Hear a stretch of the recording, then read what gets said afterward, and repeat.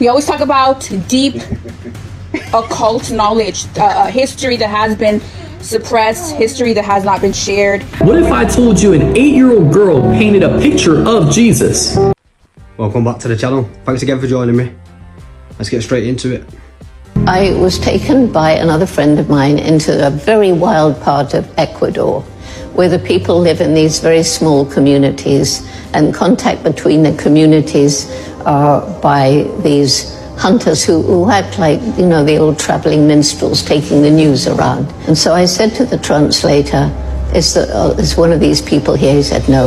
I said, well, next time you see one of them, could you ask him if he's seen a monkey without a tail that walks upright? And after about 2 months, an answer came back that this guy had talked to 4 of the hunters, 4, and they all said, oh yes, we've seen a monkey with no tail, it walks upright, and it's about 7 foot tall.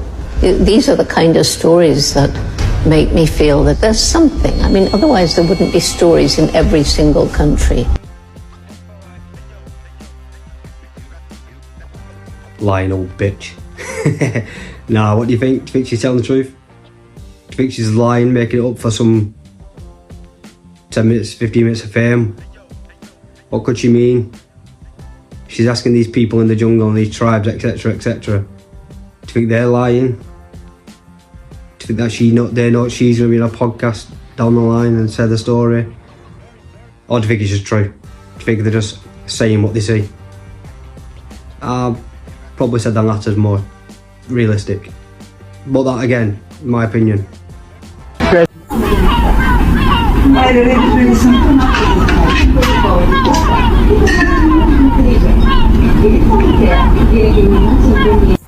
They've got the birds now. Do you remember they had the birds at first, the pigeons, and like everyone said they were spying on them. Talked about them before, and turns out they had one like malfunction on top of a car or something. They're cheeky now, aren't they? Just flapping about, flashing lights, man. They put all the money and effort into it. You think they'd want to have flashing lights? It could be anything, this, but you know what I mean? But cool, innit? Do your own research. Entertainment purposes only. You're welcome. What if I told you an 8-year-old girl painted a picture of Jesus? But not just that. The picture became one of the most iconic images of Jesus in modern art. This is the story of 8-year-old Akane Kramaric. See, Akane started seeing visions of God at the age of 4. And keep in mind, she grew up in an atheistic household, so Christianity wasn't pushed on her as a kid. She started drawing detailed images at the age of 6, which led her to this painting, which is called Prince of Peace, which she drew at 8 years old. And her painting gathered worldwide attention because she was never formally trained on how to paint, so people are calling her abilities supernatural and God-given. And through all of this, she actually inspired her family to convert to Christianity after witnessing her experiences and impact of her work. Glory to God. If you enjoyed this video, share it with someone you know and let me know your thoughts in the comments.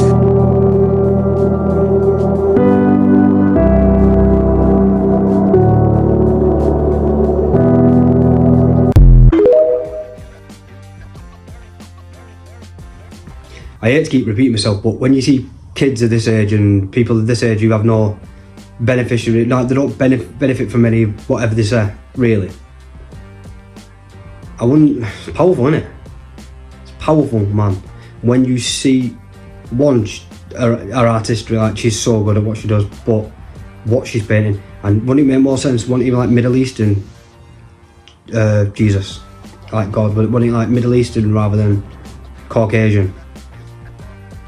Could be on something, oh who knows, but either way she's good at art, that's all I know. There is a man-made chemical. It repelled the elements, especially water, so they used it to make the first ever waterproof coating for tanks. Then some companies thought, hey, why just a battlefield? Why not bring this chemical into American homes? And they made their own impenetrable coating, but not for tanks, for pans. They called it Teflon. The men and workers who made Teflon were coming down with nausea, fevers. DuPont wanted to know why. So they laced cigarettes with Teflon. Almost all those men were hospitalized. They were testing them on monkeys. Most of the monkeys died. They were doing their own tests on rats. Watch their organs balloon. Now the rats are getting cancers. Tested them on pregnant rats and watched them give birth to pups with deformed eyes. So they yanked all the young women off the Teflon line and never told them why. DuPont knew everything. They knew that the C8 they put into the air and buried into the ground for decades was causing cancers. They knew that their own workers were getting these cancers. They knew that the consumers too were being exposed, and not just in Teflon, in paints, in fabrics, in... It's no secret. Don't use non-stick. That's it. Again, do your own research. Me and my mom, we always talk about deep occult knowledge, history that has been suppressed, history that has not been shared. Remember I told you that my mom knows what's up? She knows the dealio. I remember. She remembers. Anyway, so she was saying, my mom was saying about Atlantis. Because how did it start the conversation? Atlantis, the No, but before that, how did it start? I don't know. ¿No te acuerdas que te dije? We're talking about all our stuff. Que teníamos el poder, la Atlántida era una era, era de oro. Sí. She's saying that Atlantis was a era of the golden age. But the reason why she said that, and I was like, wait, Mom, wait, I need to put you on live video, was because we were talking about how this world got enslaved and how it became distorted and why there's so much sexualization and distorted parasitic energy everywhere you go. So then she starts talking about Atlantis, and that Atlantis, no, she said things started to change, que cosas empezaron a cambiar porque fuimos invadidos por la luna. Cuando vino la luna es cuando vinieron otros personajes que vinieron a invadir el Atlántida. So there was beings that came to invade Atlantis, and they brought a moon. Wow. Acabaron con nos hicieron creer que nuestro ser, o sea, nosotros cuando en la Atlántida éramos personas sabias, personas que sabíamos nuestro poder, por eso se llama la era de oro, porque ahí estaba el poder. So she's saying el ser se conocía sabía sus poderes, pues. Okay, so in Atlantis, everyone knew their power, their inner power. They were activated within their abilities and their power, and they knew each other through those powers. Cuando se invadió Atlántida, empezaron a programarnos para quitarnos ese poder. So they invaded Atlantis and they started to program people's consciousness and take away the power of themselves, of what they had already been for a very long time. Pero cómo esos extraterrestres se metieron adentro, cómo invadieron. Pues la luna, pues supuestamente la luna es una nave. The moon. Una nave donde está, porque yo he tenido ciertos. She says she's experienced visiones. Y la luna es una grande nave madriza, ¿cómo se nodriza? It's a spaceship. A moon? Sí, porque antes de la Atlántida no estaba la luna. So Atlantis didn't have a moon before. We didn't have a moon, and this is why there was a fall. Atlantis fell because they brought a moon. What did I tell you guys about the moon? Well, my mom was going to explain it to you more profoundly than I would ever do it, because she knows more about it. She's lived in Atlantis before. And she was there. I was there too, but I don't remember as much as my mom does. Sí, fuimos invadidos y empezaron a controlarnos. Start to control us. Quitarnos los poderes. Take away our powers. Con el miedo. Hay tres cosas con los que Fear. los poderes que tenemos el ser humano.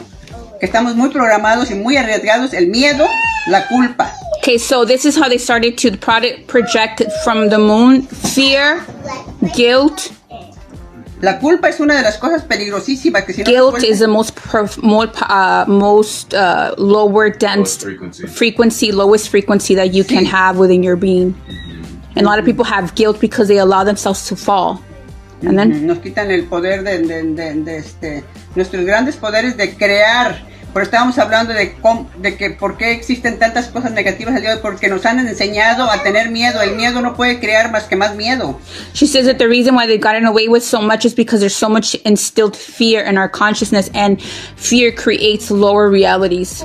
No tenemos el conocimiento de enseñar a nuestros hijos a ser creativos y dejarlos en paz, que crían sus cosas en paz. Siempre lo estamos regañando, metiéndoles miedo, metiéndoles películas de miedo, metiéndoles cosas de miedo. Entonces, este es el programa que nos quieren meter para que desconozcamos nuestros grandes poderes que tenemos de crear cosas posibles. Nosotros tenemos el poder de crear. She says that we have power to create realities, and that so these are passed on programming that we pass on to our children, and we start to mold our children according to that program that you already have within you. And we start to tell children to not think for themselves, to not create their own unique expression of their own reality, what they envision, and to tap into that imagination.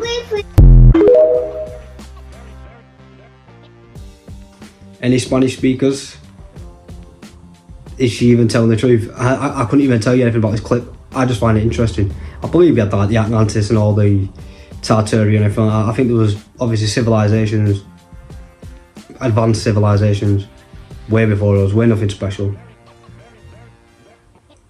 I don't know if anyone can let me know in the comments or what she was actually saying. Do you know what I mean?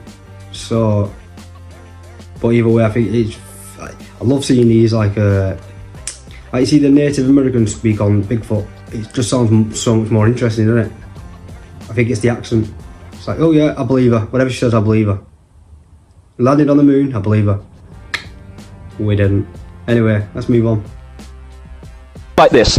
You start by secretly creating a problem in the world and making sure someone else is blamed for it in the public arena, in the public mind. It could be a run on a currency, it could be a government collapse, at its most extreme it could be a war, because the two world wars in this century were funded, all sides were funded by the same people. Provable. The same people that funded the Allies in the Second World War and funded the Soviet Union also funded Hitler. Through loans from America, known as the Young Plan and the Dawes Plan, and also via the German subsidiaries of American multinational companies. Why would they do that? Why would someone want to fund all sides in a war? What is good is a war? Well, first of all, on one level, it makes vast amounts of money if you're lending money to all sides and you're also selling them lots of arms and all that stuff. But the fundamental reason for a war is to change the nature of post-war society. And what we saw in the First World War and the Second World War were massive global examples of problem, reaction, solution. We are looking at a gigantic contrick before our eyes. We don't live in a democracy in this country or in America or in these other places. We live in a one-party state where the same force from the peak of the pyramid string pulls all sides. The creation of a one-world government to which nation-states would be principalities, administrative units, a world central bank which would administer all financial transactions on the planet, a world currency which wouldn't be coins and notes, it would be merely electronic, cashless society for which there are fundamental implications for freedom, as we'll see as we go along tonight. A world army under centralized control with nation-state armies dismantled under the justification of seeking peace, and a microchipped population linked to a global computer, the latter of which sounds bizarre to many people on first hearing, except that we are ridiculously close to it and the technology already exists. So World Health Organization says there's going to be a measles epidemic next year. Get vaccinated. Get your children vaccinated. You're a bad parent if you don't. Then the same people that organize that then start flogging out the vaccine and make a fortune out of it. So if we take one element of that under problem, reaction, solution, it's amazing the extent to which we have given our power away, our spiritual power. It's all about taking our power back. Because once we do that, it's all over. I can only imagine the stress David Icke was under. How infuriating it must have been when he was awake, when everyone else was asleep. Now everyone is waking up to it, but back then him and a few select people was shouting this message that it must have been infuriating. No one believes it. Yeah, alright, come on, let's get you to bed, David, you know what I mean? And he must have been stressed, how he's so patient to even... I would have given up, but I said, right, don't fuck yourselves, you know what I mean? You don't want to know, then you're not knowing, do you know what I mean? find it fascinating that you'd have that level of patience just to even continue spreading the message. So he's obviously on something, isn't he? He's been at it, and it's like he's saying things that have happened down the line, do you know what I mean? So he's obviously he knows something, and he knows something. So you give me flowers now, you know what I mean? Give him a break now. These last couple of clips here are strictly for positivity. So if you suffer from anxiety, or you want to, if you like breath work and you want to get in touch with your pineal gland, so to speak, just positivity. I mean, we need it after what we've just seen. Spanish Atlantis, flying drone birds, whatever they was. Do you know what I mean?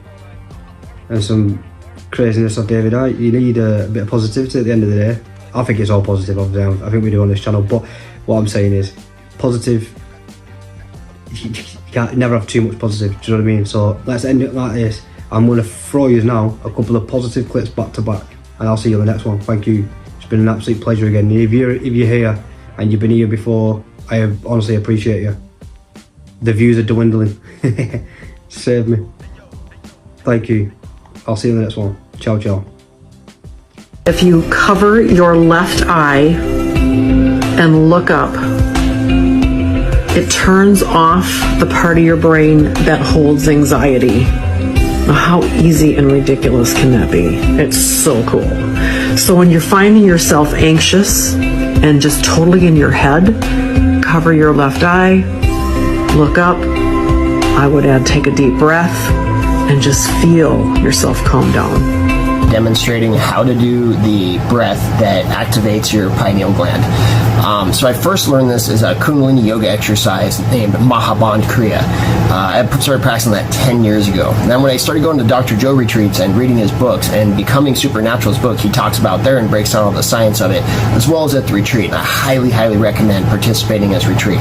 So how I first learned it in Kundalini yoga is Mahaband Kriya, is you're going to inhale and pull this energy up into your brain at the same time. You're going to squeeze your perineum, your sex organs, your anus. You're going to pull in your belly and bring it in and up. You're going to bring your neck back, and you're going to pull the energy with your mind up into your brain and bring it up into the pineal gland. So I'm going to demonstrate. So I'm going to inhale and then exhale it all the air. Pull it in.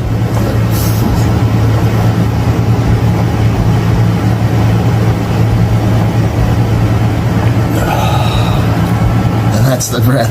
When you get it just right, you get a boost of mood. It feels great. Emotional release. It develops a lot of strength, and you can have DMT, dimethyltryptamine activation, which can have all sorts of other things, like such as rushing energy, feeling like you're flying through space, meeting beings, and